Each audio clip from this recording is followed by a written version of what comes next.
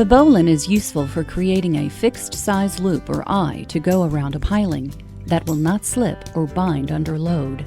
To tie it, form a small overhand loop, leaving enough line for the final fixed loop or eye. Pass the end of the line up through the small loop, around the standing end, and back through the small loop into the large one.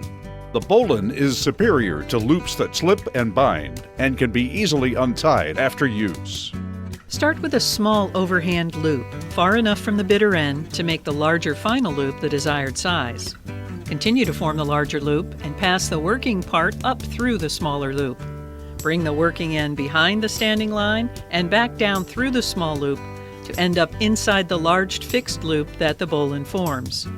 To tighten, hold the bitter end and the large loop and pull the standing part of the line away from the knot. Remember that the working end of the line goes on top when making the first small loop. When the end comes up through the loop, it runs parallel to the standing line before being wrapped behind it and back down through the small loop. A person in the water can tie a bowline around the waist one-handed to aid in secure retrieval. The bowline can also be used in sailing, such as to fasten a halyard to the head of a sail. If the finished knot loops look similar in its symmetry to a square knot or sheet bend, and the tail end points into the final loop, you've done it right. To untie, take the load off the bowline and it will easily release. An especially useful nautical knot, the bowline is worth mastering early.